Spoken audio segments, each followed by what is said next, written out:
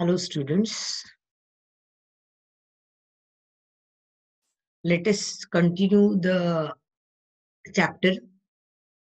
And मला असं वाटतं आपण 20 प्रश्न मागच्या लेक्चर पर्यंत घेतले आणि चॅप्टर पण कव्हर केलेला आहे.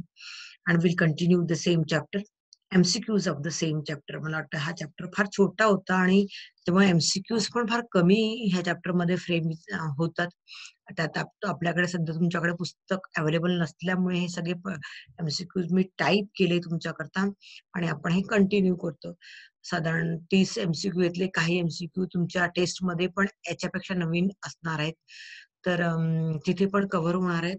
जास्त एमसीक्यू याच्या चॅप्टर मध्ये कव्हर होत नसल्यामुळे आपण इथे एवढ्या एमसीक्यूज वर समाधान मानायला काही हरकत नाहीये.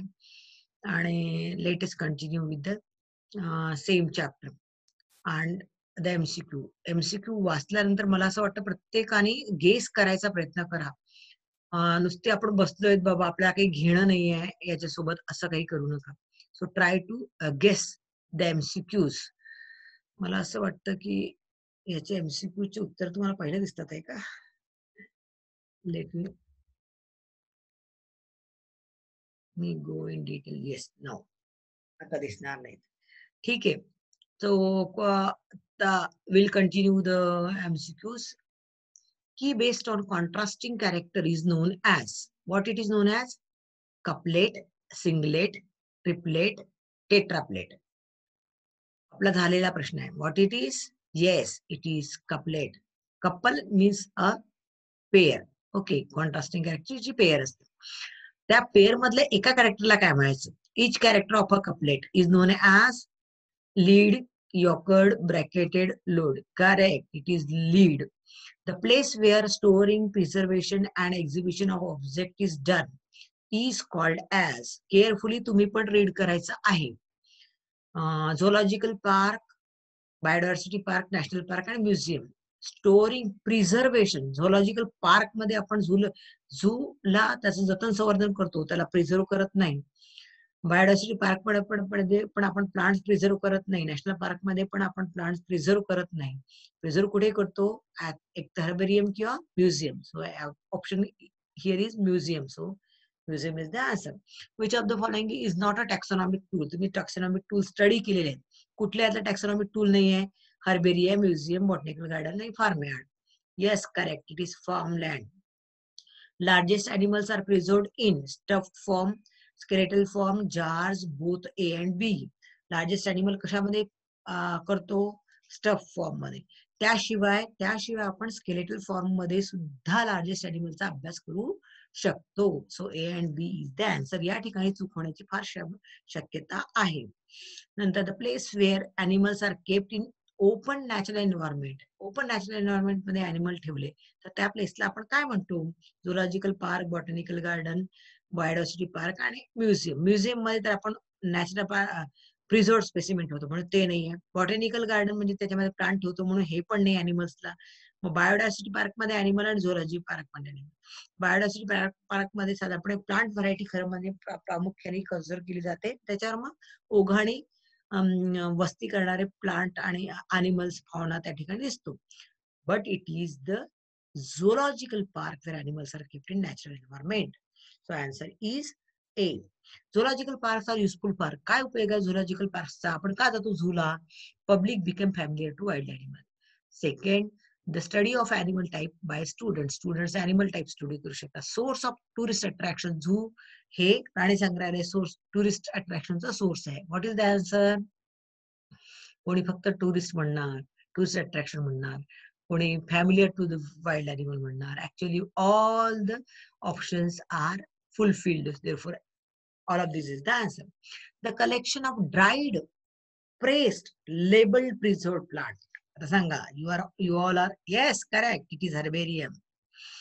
The largest herbarium of the world. आता ह्याचं उत्तर माहिती. It is a knowledge based question. It is Kew in England. सगळ्यात मोठं हर्बेरियम जगातलं ते क्यू येथे, इंग्लंडमध्ये क्यू येथे आहे. Which of the following is a destructive process? पहिलंच अगदी सुरुवातीला जे आपण अभ्यासलं तर metabolism property, living property, basic property त्याच्यामध्ये होतंय. तर त्याच्यामध्ये डिस्ट्रक्टिव्ह प्रोसेस कोणती ते आपण डिस्कस केलं होतं. Which is destructive process, catabolism, anabolism, synthesis and none of this. It is catabolism. And first modern botanical garden was established by and in by Linnaeus in Paris. Most probably Lucca guinea असं दिलंय, लुक्का guinea आणि herbarium तयार केलं होतं, botanical garden नाही. त्याच्यामुळे थोडस हे झालेलं आहे इकडे तिकडे. ओके, एक्सिटू आणि इन्सिटूचं मी तुम्हाला डेफिनेशन चांगल्यापैकी सांगितलेले आहेत. त्याच्यामध्ये त्याचे एक्झाम्पल्स बरेचदा विचारले जातात तुम्हाला क्वेश्चन्स मध्ये, की कॅप्टिव्हिटी ब्रीडिंग हे एक्सिटूचं उदाहरण आहे की इन्सिटूचं उदाहरण आहे, किंवा बायोस्फिअर रिझर्व हे एक्सिटूचं उदाहरण आहे किंवा इन्सिटूचं उदाहरण आहे. तर बरेचदा आपल्याला त्याचे एक्झाम्पल्स माहिती नसतात.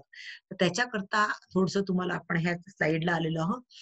तर एक्सिटू म्हणजे झू, एक्स म्हणजे आउटसाइड द सी2 म्हणजे सिच्युएशन, नॅचरल सिच्युएशन, नैसर्गिक अधिवासाच्या बाहेर. झू हा नैसर्गिक अधिवास त्यांचा कोणता आहे, खरं जंगल. तर ते झू मध्ये म्हणजे प्राणी संग्रहालय म्हणजे एक्सिटू झालं. कॅप्टिव्हिटी म्हणजे पिंजऱ्यामध्ये ब्रीडिंग करून आणलं, ते पण झालं एक्सिटूज. ॲक्वेरियम म्हणजे मासे ॲक्वेरियम मध्ये ठेवायचे, त्याचा नॅचरल अधिवास कुठला आहे, नद्या, तळे, समुद्र, पण त्याला ॲक्वेरियम मध्ये ठेवायचं म्हणजे ते कसं आहे, एक्सिटू. बॉटॅनिकल गार्डन सुद्धा एक्सिटू, जीन बँक सुद्धा एक्सिटू आहे. इन सिटू म्हणजे काय, बायोस्फिअर रिझर्व, मोठे मोठे बायोस्फिअर रिझर्व असतात, नॅशनल पार्क असतात, वाईल्ड लाईफ सेंच्युरी आहे, जसं ताडोबा उद्यान आहे, बायोडायव्हर्सिटी हॉटस्पॉट आहे जसं कोकण किनारपट्टी. तर हे नैसर्गिक अधिवास आहे, ज्या ठिकाणी निसर्गामध्ये वनस्पती, झाडं, वेली, प्राणी ते आपलं जीवन जगतात, म्हणून ते इन्सिटू कॉन्झर्वेशनचे हे सगळे एक्झाम्पल्स आहेत. सॅक्रेड ग्रूव्स तुम्हाला नेक्स्ट इयर पण अभ्यासणार आहे, इथे ह्या चॅप्टर मध्ये नाही आहे ते, पण तरी आता सोबत सांगते मी तुम्हाला. सॅक्रेड ग्रूव्ह असा भाग आहे की ज्या ठिकाणी लोकल कम्युनिटीज प्लांट्सला आणि अॅनिमल्सचं जतन संवर्धन करतात. कशापुरती, श्रद्धेपोटी. वडाचं झाड आपण तोडत नाही, उंबराचं झाड आपण तोडत नाही, श्रद्धेपोटी. किंवा काही अॅनिमल्स त्यांचे आपण कत्तल करत नाही, गायीची आपण करत नाही, तर त्याला सॅक्रेड ग्रूव्स असं म्हणायचं.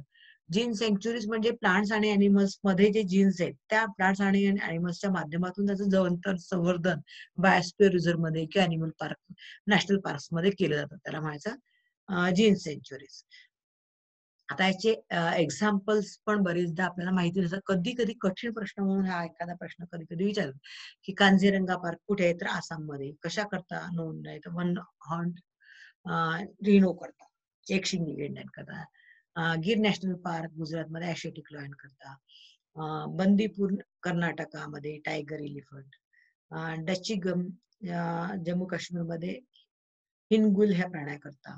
कान्हा पार्क नॅशनल पार्क मध्य प्रदेशमध्ये टायगर्स करता रिनाऊंड आहे. पेरियार केरळमध्ये आहे, त्याच्यामध्ये टायगर्स आणि एलिफंट्स फार मोठ्या प्रमाणामध्ये आढळून येतात. रणथंबोर नॅशनल पार्क राजस्थान मधलं टायगर्स करता रिनाऊंड आहे. वाईल्ड लाईफ सेंच्युरीजचा विचार केला तर हजारीबाग सेंच्युरी झारखंड मधली टायगर अँड लिपर्ड्स करता. घाना बर्ड सेंच्युरी, तिथे 83 प्रकारचे बर्ड्स स्पेसीज राजस्थानमध्ये ते आहे. सुलतानपूर बर्ड सेंच्युरी हरियाणामध्ये आहे. मायग्रेटरी बर्ड्स स्पेशली तिथे दिसून येतात. अबोधर वाईल्ड लाईफ सेंच्युरी पंजाबमध्ये आहे, ब्लॅक बक्स करता आहे ती. तर नाल सरोवर बर्ड सेंच्युरी गुजरातची. तर त्याच्यामध्ये वॉटर बर्ड्स फार मोठ्या प्रमाणात त्यांचं जतन संवर्धन केलेलं दिसतं. मधुमलाई वाईल्ड लाईफ सेंच्युरी ती तामिळनाडूमध्ये आहे, नावच तुमच्या लक्षात येतं मधुमलाई.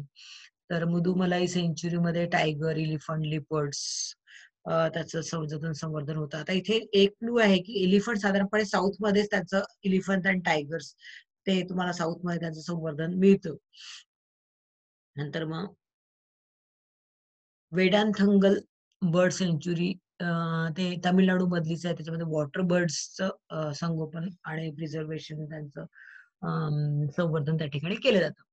बायोडायव्हर्सिटी हॉटस्पॉट आपल्या महाराष्ट्रामधला एक महत्वाचा बायोडायव्हर्सिटी हॉटस्पॉट याच्यामध्ये आहे. कुठला आहे बघा, वेस्टर्न घाट. पश्चिम किनारपट्टी म्हणजे कोकण किनारपट्टीचा भाग.